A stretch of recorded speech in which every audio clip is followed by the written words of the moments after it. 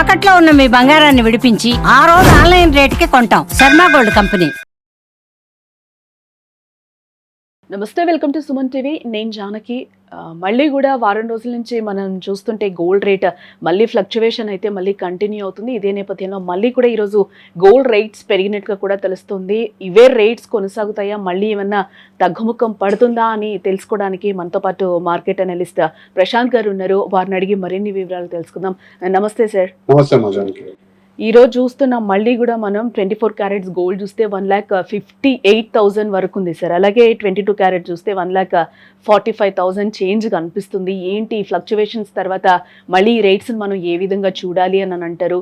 అలాగే gold rates కూడా ఇంకా మనకి పెరిగే ఛాన్సెస్ కనిపిస్తున్నాయా ప్రశాంత్ గారు, ఏమంటారు అసలు? డెఫినెట్ గా అండి, చాలా సార్లు మనం చెప్పుకున్నాము గోల్డ్ యొక్క వాల్యూ గురించి. సో నేను మళ్ళీ పదే పదే దాని గురించి చెప్పాను, కానీ ఒక ఇంపార్టెంట్ విషయం చెప్తాను. ఏంటంటే గోల్డ్ అండ్ సిల్వర్ రెండు కూడా లాస్ట్ 18 months లో దాని పర్చేజ్ విధానం, దాని ఇన్వెస్ట్మెంట్ విధానం అనేది కంప్లీట్ గా మారిపోయింది. సో 18 months బిఫోర్ ఎలా ఉండేదంటే ఈక్విటీ మార్కెట్ అనేది డామినేటింగ్ గా ఉంది. 2020-2024 equity market which is share market. So అందులోనే ప్రముఖంగా అంటే ప్రధానంగా ఇన్వెస్టర్లు అందరూ కూడా భారతదేశం కాదు అంతర్జాతీయంగా ఈక్విటీ మార్కెట్ లో ఎక్కువ ఇన్వెస్ట్మెంట్ చేస్తారు.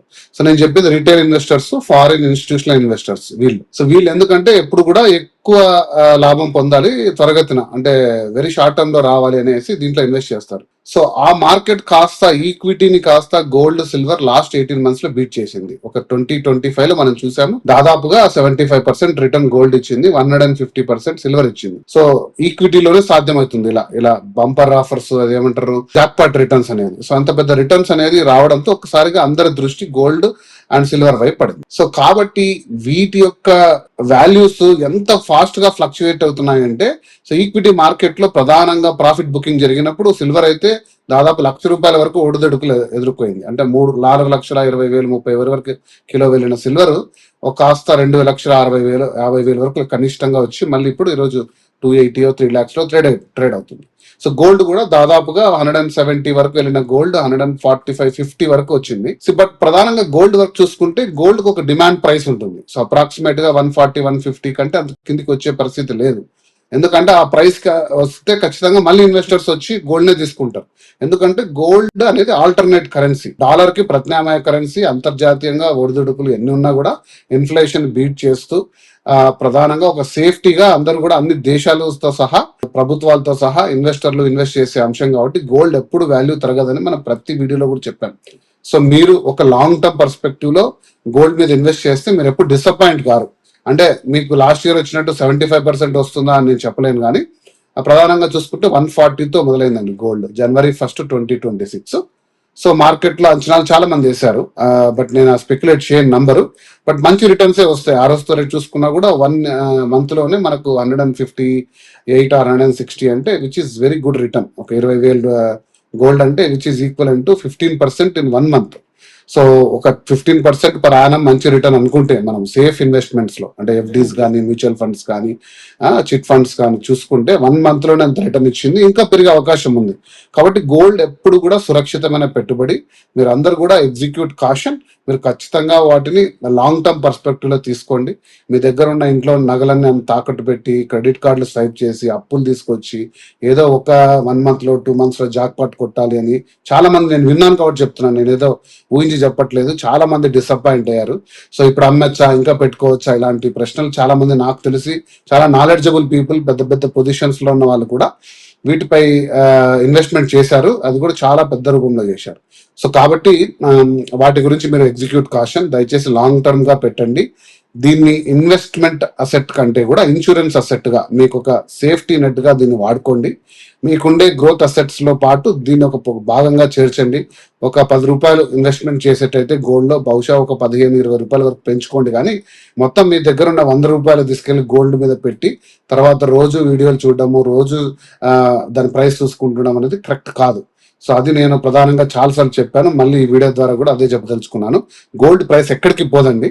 మీరు లాంగ్ టర్మ్ పర్స్పెక్టివ్ లో 2 years 3 years చూడండి, మీకు మంచి రిటర్న్స్ ఇస్తుంది గోల్డ్.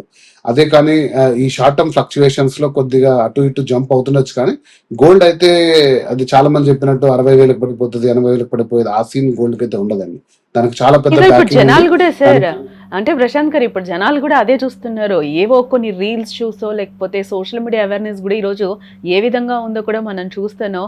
అది ఎవరు చెప్పారు ఏంటి అనేది నమ్మకుండా కూడా జనాలు కూడా ఒక అయోమయంలో ఉన్నారు. 70,000కి వస్తుందేమో 80,000కి వస్తుందేమో అప్పుడు కొనుక్కుందాంలే ఇప్పుడు రేట్ ఎవరు పట్టించుకుంటారని. బట్ ఈ ఫ్లక్చువేషన్స్ మనం చూస్తుంటే చాలా దారుణంగా కనిపిస్తున్నాయి మనకి. అంటే ఈ రోజు ఉన్న రేట్ రేపటికి ఉండట్లేదు. అది మార్కెట్ క్లోజ్ అయ్యడానికి యాజ్ ఇట్ ఈస్ ఆ డేలో కూడా మనకి కనిపించని సిచ్యువేషన్ కనిపిస్తుంది. అలాంటి వాళ్ళకైతే మీరు చాలా క్లియర్ గా చెప్పాలి. ఎందుకంటే పెళ్లిళ్ళ సీజన్ కూడా ఆల్రెడీ స్టార్ట్ అయింది కాబట్టి వాళ్ళు ఏ విధంగా ఇప్పుడు పర్చేస్ చేసుకుంటే బెటర్ అని అంటారు. అంటే ఇప్పుడున్న సిచ్యువేషన్ లో రోజు కూడా మనం రేట్స్ అయితే చూస్తున్నాం సార్. ఎంతో కొంత అయితే పెరిగిపోతూనే ఉన్నాయి రేట్స్ అయితే. మళ్ళీ డౌన్ అవుతాయి అని వెయిట్ చేసే వాళ్ళకి ఏం చెప్తారు? అలాగే సిల్వర్ విషయానికి వస్తే కూడా మనం 4,25,000 వరకు ఒక రేట్ను అయితే చూసాం. ఇప్పుడు అప్పుడు కొనుక్కొని పెట్టుకున్న వాళ్ళు కూడా మళ్ళీ ఒక్కసారిగా డౌన్ ఫాల్ అయ్యే వరకు కూడా ఇది అమ్మాలా ఉంచుకోవాలా మళ్ళీ కొనాలా లేకపోతే అమ్ముకోవాలా లేకపోతే ఆ రేట్ వచ్చే వరకు మనం వెయిట్ చేయాలా అని కన్ఫ్యూజన్ లో అయితే ఇప్పుడు చాలా మంది ఉన్నారు. ప్రెసెంట్ కొనుక్కోవాలా అనే ఒక సందిగ్ధంలో కూడా ఉన్నారు. వీళ్ళందరికీ కూడా ఆ డౌట్స్ అయితే ఒకసారి క్లారిఫై చేయండి సార్. చాలా పర్టినెంట్ క్వశ్చన్స్. ఇది 2-folded గా ఉంది కాబట్టి నేను బ్రేక్ చేసి చెప్తాను. ఫస్ట్, గోల్డ్ అనేది మీరు అన్నట్టు కరెక్టే. ఫిబ్రవరి 19 నుంచి చాలా పెద్ద పెళ్లిళ్ళ సీజన్ రాబోతుంది. ఆల్మోస్ట్ 3 months 2 months బ్రేక్ తర్వాత. కాబట్టి ప్రధానంగా ఫంక్షన్స్, వెడ్డింగ్స్ అన్ని కూడా స్టార్ట్ అవ్వబోతుంది. Gold demand Indian retail market లో పెరుగుతుంది. ఓకే, సో గోల్డ్ డిమాండ్ అనేది ఎప్పుడు పడిపోదు. అది ఆల్వేస్ షైనింగ్ మెటల్. నేను చెప్పాను కాబట్టి కొంచెం స్టాక్ మార్కెట్ తరహాలో ఒడిదుడుకులు ఎదుర్కొంటున్నమాట వాస్తవం, కానీ ప్రధానంగా దాని వాల్యూ పడదు. కాబట్టి మీరు ఎప్పుడు కూడా గోల్డ్ అనేది నేను సజెస్ట్ చేసేది ఏంటంటే 2-3 విధాలుగా గోల్డ్ పర్చేస్ చేసుకోవచ్చు. ఫస్ట్ విధానం వచ్చేసి ఆర్నమెంట్. మీరు తరతరాలుగా మనం కొంటున్నది బంగారు ఆభరణంగా మీరు గోల్డ్ తీసుకోవచ్చు. ఇందులో వచ్చిన ప్రాబ్లమ్స్ ఏంటంటే దాదాపుగా హెవీ మేకింగ్ ఛార్జెస్ ఇస్తున్నారు. సో మీరు ప్యూరిటీ కూడా చెక్ చేసుకోవాలి, హాల్ మార్క్ ఉండేట్టు. సో గోల్డ్ మంచిదా కాదని. ఎక్కువ శాతం దీంట్లో తరుగు లేకుండా, ఎక్కువ శాతం మ్యానుఫ్యాక్చరింగ్ ఛార్జెస్ లేకుండా మీరు తక్కువ మొత్తం దాంట్లో స్టోన్స్ వాల్యూ అవన్నీ వాల్యూ కూడా తీసుకొని. ఇక రెండో విధానం ఏంటి అంటే ఫిజికల్ గా గోల్డ్ బార్స్ కొంటున్నారు చాలా మంది. 10 grams 50 grams 100 gram bars. So అది ఎప్పుడు కూడా సురక్షితమే, కాకపోతే దాన్ని మీరు సెక్యూర్డ్ గా పెట్టుకోవాలి. అవి లెండింగ్ కి పనికిరావు. మీరు బార్స్ ఎక్కడ కూడా ప్లెడ్జ్ చేయలేరు. ఆర్నమెంట్స్ ఉంటే మీరు ప్లెడ్జ్ చేసుకోవచ్చు ఎక్కడైనా. ఆర్బీఐ గైడ్ లైన్స్ ప్రకారంగా మీరు బంగారు బిస్కెట్లను ఎక్కడ తాకట్టు పెట్టి డబ్బులు తెచ్చుకోలేరు. బట్ అది మీకు ఇన్వెస్ట్మెంట్ కరెక్ట్ అనుకుంటే మీరు సేఫ్ గా పెట్టుకోగలను మీ లాకర్స్ లో అనుకుంటే ఒకటి లేదా బ్యాంక్ లాకర్ లో పెట్టుకోవచ్చు. ఇక మూడో విధానం అండి, దీంట్లో డిజిటల్ గోల్డ్ గురించి నేను సపరేట్ వీడియో చేస్తాను. అది చాలా పెద్ద వార్నింగ్. ఈ మధ్య సెబీ కూడా దానికి ఒక పెద్ద వార్నింగ్ ఇచ్చింది. దానికి చాలా కేర్ఫుల్. ఎందుకంటే మీరు చెప్పారు ఇందాక, గోల్డ్ ప్రధానంగా కొనడానికి కారణం ఏంటంటే డిజిటల్ గోల్డ్ రావడం. అంటే ఈరోజు మీరు ఫోన్ పే, పేటిఎం, గూగుల్ పేలో వెళ్తే 10 రూపాయల నుంచి స్టార్ట్ చేయొచ్చు గోల్డ్ కొనడం. ఓకే, సో ఎంత అయితే అంత తీసుకొని దాని వాల్యూని మళ్ళీ అమ్ముకోవచ్చు. అది చాలా చాలా రిస్కీ అనేది సెబీ ఇచ్చింది. నేను సపరేట్ వీడియో చేస్తాను మీ ద్వారా. అయితే ఇంకోటి ఈటీఎఫ్ అంటే ఎక్స్చేంజ్ ట్రేడెడ్ ఫండ్స్ వచ్చేసి స్టాక్ మార్కెట్ లో కమాడిటీస్ మీద ఈటీఎఫ్స్ ఉంటాయి. కమాడిటీ సిఎంఎక్స్ కాదు, ఇది సెబీలో బిఎస్సిలో లిస్టెడ్ అయిన స్టాక్స్. హెచ్డిఎఫ్సి కానీ, హిందుస్థాన్ కానీ, టాటా కానీ ఇలాంటి ప్రముఖ సంస్థలు దీన్ని గోల్డ్ చేస్తాయి. కానీ దాని వాల్యూ ఎప్పుడు కూడా స్టాక్ మార్కెట్ లో అనేది మూడ్ బట్టి ఉంటుంది. సో దాని వాల్యూ పెరగచ్చు తరగచ్చు. బట్ ప్రధానంగా మెయిన్ గోల్డ్ వాల్యూకి కొంచెం దగ్గరలో ర్యాలీ అవుతుంటది ఇది. కాబట్టి ఇందులో కూడా మీరు ఇన్వెస్ట్మెంట్ చేసి ఎప్పుడు కావాలంటే అప్పుడు అమ్ముకోవచ్చు, తీసుకోవచ్చు. బట్ దాన్ని జాగ్రత్తగా పరిశీలించాలి. ఆ పర్టికులర్ కంపెనీ ఈటీఎఫ్స్ ఎలా ట్రేడ్ అవుతుంది, ఎంత మొత్తంలో డిఫరెన్స్ ఉంది ఫిజికల్ గోల్డ్ కి దీనికి, లాంటివి అంచనా వేసుకొని ఎంత ఈజీగా దాని వాల్యూస్ సేల్ చేసుకోవచ్చు, పర్చేస్ చేసుకోవచ్చు, లాంటివి గమనించుకొని కొనొచ్చు. సో వీటన్నిటి మీద నేను చెప్పేది ఏంటంటే, మీకు గోల్డ్ ఇష్టం అయితే, సో ప్రముఖంగా అందరు కూడా చేసేది ఏంటంటే గోల్డ్ స్కీమ్స్. గోల్డ్ స్కీమ్స్ లో ఫస్ట్ అడ్వాంటేజ్ ఏంటంటే మీరు మార్కెట్ ఫ్లక్చువేషన్స్ కి ఎదుర్కొని ఒక 10 to 12 times ఎంటర్ అవుతారు మార్కెట్ లో. ఒక వన్ ఇయర్ లో 11 months 12 months పర్ మంత్ మీ అవకాశం బట్టి 10,000 50,000 20,000 ఇన్వెస్ట్ చేస్తారు. అది ఇయర్ ఎండ్కి ఒక 5 లక్షలు అవుతుంది. సో అలా తీసుకున్న దాని మీద మీకు తయారీ ఛార్జీలు ఏమి ఉండవు అనేసి ఒక కంపెనీస్ చెప్తాయి. కాబట్టి సో మీరు అడ్వాంటేజ్ తీసుకొని ఆర్నమెంట్ తీసుకుంటే మీకు బంగారు ఎగ్జాక్ట్ మీరు బంగారు వాల్యూకి ఆర్నమెంట్ వస్తుంది. సో మార్కెట్ లో మళ్ళీసార్లు ఎంటర్ అవుతారు కాబట్టి ఆటోమేటిక్. కాకపోతే దీంట్లో వెయిటింగ్ పీరియడ్ ఎక్కువ ఉంటుంది. సో అది మీరు చూసుకొని, బట్ స్కీమ్స్ లో అయితే నేను చాలా వరకు సజెస్ట్ చేస్తాను, అదే best way to buy gold. Okay, ఇక సెకండ్ మనం చెప్పినట్టు ఫిజికల్ బార్స్ అనేది అది మీ రిస్క్. సో నేను సజెస్ట్ చేసేది అది. సో ఫ్లక్చువేషన్స్ మీరు ఎదుర్కోవాలి అంటే ఇలా మల్టిపుల్ టైమ్స్ ఎంటర్ కావాలి, లాంగ్ టర్మ్ పర్స్పెక్టివ్ లో చూడాలి. గోల్డ్ ఎప్పుడు కూడా మంచి రివార్డింగ్ గా ఉంటుంది. ఇక సెకండ్ పాయింట్ మీరు అడిగినట్టు సిల్వర్ అనేది చాలా షార్ట్ మార్కెట్ అనేది. సో అందులో ఎంటర్ అయిన ఈక్విటీ మార్కెట్ లో వాళ్ళు ఎప్పుడైనా సరే 4 లక్షలు 350 టార్గెట్ వచ్చినప్పుడు ప్రాఫిట్ బుక్ చేస్తారు. హెవీగా దాన్ని సెల్ చేసి ఆర్టిఫిషియల్ గా దాని డిమాండ్ పడిపోతుంది. ఒరిజినల్ సిల్వర్ వాల్యూ అనేది పడిపోదండి. మనం చాలాసార్లు డిస్కస్ చేసాము. ఇండస్ట్రీస్ అనేది పెరుగుతూ పోతున్నాయి. ఈవీ మార్కెట్ కానీ, సోలార్ ప్యానెల్స్ కానీ, వాటన్నిటిలోకి సిల్వర్ కావాలి. అంత ప్రొడక్షన్ లేదు ప్రపంచవ్యాప్తంగా. అమెరికా కూడా క్రిటికల్ మినరల్ గా చెప్పింది. ఆస్ట్రేలియాలో ప్రధానమైన మైన్స్, సిల్వర్ మైన్స్, వాళ్ళు కూడా ఇంత సప్లై చేయలేకున్నామని చైనా కూడా ఆంక్షలు పెట్టింది. యూరోపియన్ మార్కెట్ ఆంక్షలు పెట్టింది. సో సిల్వర్ కి డిమాండ్ అనేది తరగలేదు. కాకపోతే ఈక్విటీస్ ఎంటర్ కావడం వల్ల గత 2 నెలలుగా చాలా హెవీ ఫ్లక్చుయేషన్స్ చూస్తున్నాం. బట్ మీరు ఇన్వెస్టర్ అయితే కొద్ది మొత్తం సిల్వర్ తీసుకొని మీరు దాచుకొని ఖచ్చితంగా లాంగ్ టర్మ్ మీరు హోల్డ్ చేసుకుంటే సిల్వర్ మీకు ఖచ్చితంగా మంచి రిటర్న్ ఇస్తుంది. దాని డిసప్పాయింట్మెంట్ ఏం లేదు. సో లాంగ్ టర్మ్ పర్స్పెక్టివ్ లో పెట్టండి. సో మీరు సురక్షితమైన పెట్టుబడులు పెట్టండి అని నేను చెప్తున్నాను. సార్ అలానే ఈక్విటీ మ్యూచువల్ ఫండ్స్ పరిస్థితి ఏంటి సార్? భారీగా కూడా మనకి గోల్డ్ ఈటీఎఫ్స్ లోకి కూడా పెట్టుబడులు వస్తున్నాయి అనేది అయితే ఒక మాట వినిపిస్తుంది. మీరు దీని గురించి ఏం చెప్తారు? సో మంచి ప్రశ్న వేశారు. ఈక్విటీ మార్కెట్ గురించి మనం చెప్పాల్సిన పని లేదు. ప్రపంచవ్యాప్తంగా ఏ బిజినెస్ ఛానల్ పెట్టుకున్నా, ఏ పేపర్ తీసుకున్నా వాటి గురించి కంప్లీట్ అనాలిసిస్ ఉంటుంది. సో నేను దాని వైపు వెళ్ళాను. కాకపోతే ఒక పాయింట్ చెప్తానండి. 2020 to 2024 వరకు ప్రధానంగా ఇన్వెస్టర్లు అందరూ కూడా భారతదేశం కాదు, ప్రపంచవ్యాప్తంగా కూడా స్టాక్ మార్కెట్ లోనే చేశారు. ప్రధానమైన తమ ఇన్వెస్ట్మెంట్స్ అందరూ కూడా అది ఇదర్ డైరెక్ట్ స్టాక్స్ పర్చేజ్ చేయడం కానీ, లేదా మ్యూచువల్ ఫండ్స్ ద్వారా. మ్యూచువల్ ఫండ్స్ అంటే కామన్ అసెట్స్ అండి. ఒక కంపెనీ వచ్చేసి మీ తరపున షేర్లు కొని వాటిని దాచిపెట్టి దాని వాల్యూ మీకు కొంచెం కొద్ది మొత్తం బ్రోకరేజ్ తీసుకొని ఇస్తుంది. సో మ్యూచువల్ ఫండ్స్ అర్థం కాని వాళ్ళకు చాలా ఈజీ సబ్జెక్ట్ అది. షేర్ మార్కెట్ అర్థం కాని వాళ్ళకు. బట్ దీంట్లో రిటర్న్స్ కొంచెం తక్కువ ఉంటాయి స్టాక్ మార్కెట్ తో పోలిస్తే, బట్ కొంచెం సెక్యూర్డ్ గా ఉంటుంది. బట్ 2020 to 2024 లో ఈ మార్కెట్ అనేది చాలా ఫ్లై అయింది. బట్ 25-26 అమెరికాలో ఉన్న రిసెషన్ కారణంగా ప్రపంచ స్థాయి ఆర్థిక మరియు తర్వాత యుద్ధ వాతావరణ దృష్ట్యా ఈ ఈక్విటీ మార్కెట్ మీద కాన్ఫిడెన్స్ తరుగుతూ వచ్చింది. సో అందులో అంత పెద్దగా రిటర్న్స్ రావట్లేదు. పెద్ద షాకింగ్ గా స్టాక్ ట్రేడ్ అవ్వడం కూడా జరిగింది. సో ఇందులో ఉన్న చాలా మంది రిటైల్ కానీ, ఇన్స్టిట్యూషనల్ ఇన్వెస్టర్స్ కూడా ప్రధానంగా కమాడిటీ ట్రేడింగ్ వైపు వచ్చారు. ఎందుకంటే 2025లో చూశారు పెద్ద జంప్ వచ్చింది గోల్డ్ కి, సిల్వర్ కి. అంత పెద్ద రిటర్న్ ఇస్తున్న మార్కెట్ లో మరి ఇన్స్టిట్యూషనల్ ఇన్వెస్టర్స్ ఉండకుండా ఎందుకుంటారు?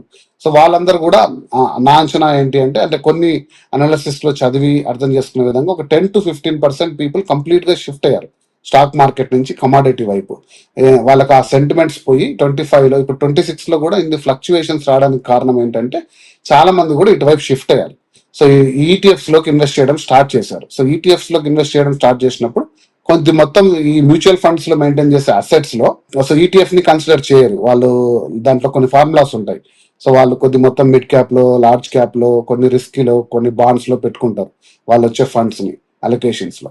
సో ఈటీఎఫ్ వైపు షిఫ్ట్ కావడం వల్ల వాటి రిటర్న్స్ కొంచెం కూడా తగ్గుతూ, వాటి మీద కొంచెం కాన్ఫిడెన్స్ తగ్గిన మాట వాస్తవం. కానీ బట్ ఎవరైతే వైజ్ ఇన్వెస్టర్ ఉంటారో వాళ్ళ అసెట్స్ ని, వాళ్ళ ఇన్వెస్ట్మెంట్స్ ని బ్యాలెన్స్ చేసుకుంటారో, అంటే స్టాక్ మార్కెట్ లో కొద్దిగా, ఈటీఎఫ్స్ కొద్దిగా, ఓకే మ్యూచువల్ ఫండ్స్, తర్వాత ఇతర సరే చిట్ మార్కెట్, ఎఫ్డీస్, బాండ్స్, స్థిరాస్తులు అంటే రియల్ ఎస్టేట్ లో, అంటే దాన్ని డైవర్సిఫై చేసుకొని ఎవరైతే ఇన్వెస్ట్ చేసుకుంటారో మార్కెట్ లో ఏ టైంలో ఎక్కడ ఎంటర్ అయ్యి ఎక్కడ తీసుకుంటారని ఫైనాన్షియల్ అనలిస్టులతో, మార్కెట్ అనలిస్టులతో కూర్చొని చర్చించి చేసుకుంటారు, వాళ్ళు ఎప్పుడు కూడా హైయెస్ట్ రిటర్న్స్ తీసుకుంటారు.